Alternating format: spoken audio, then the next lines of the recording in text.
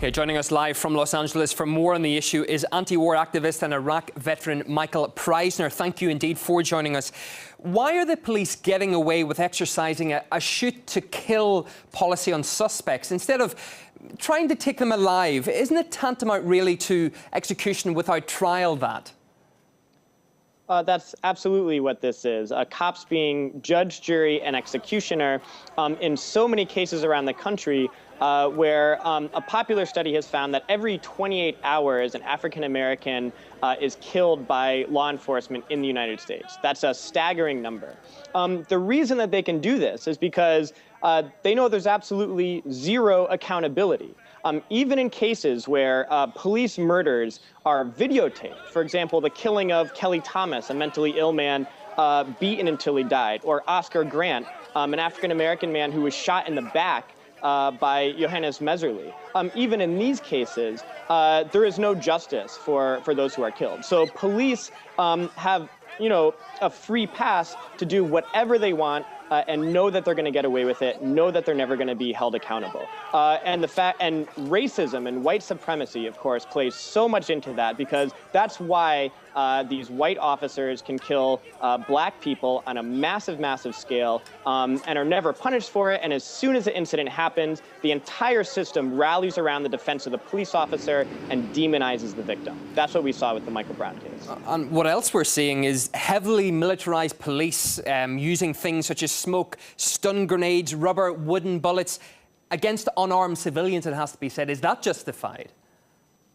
Absolutely not. And in fact, what we saw was a severe violation of the constitutional rights of the people of Ferguson. The right to free speech, the right to assemble, freedom of the press. These things that we're taught our entire lives in the United States are our most cherished constitutional rights, the whole basis for freedom, the thing that supposedly makes us the greatest country on earth. All of those things were violated in Ferguson when the police decided to respond to legitimate protests with extreme violence and extreme repression.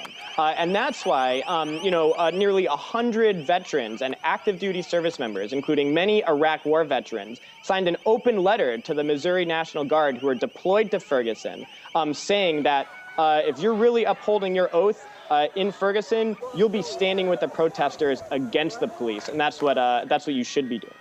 We also know the US Army has released a training manual which authorizes the use of lethal force against unarmed civilians in the event of full-scale riots in the country.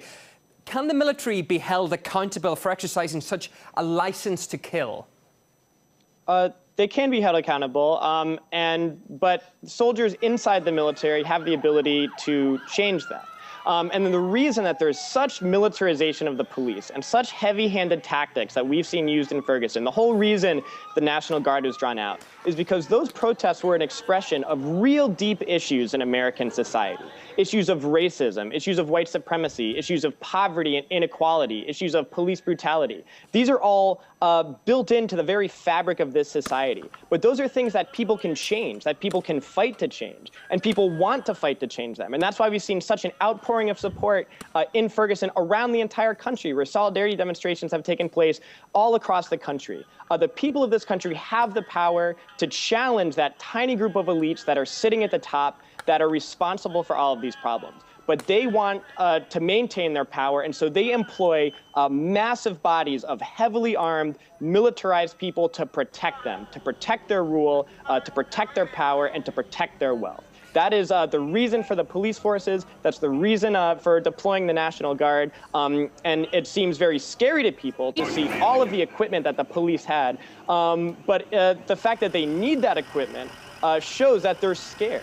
Those at the very top are scared of the power of the people. They're scared of an uprising around the country against inequality, against racism, and against poverty. And that's why they're responding with such militancy. Live from Los Angeles, anti-war activist and Iraq veteran Michael Preisner, thank you for your input.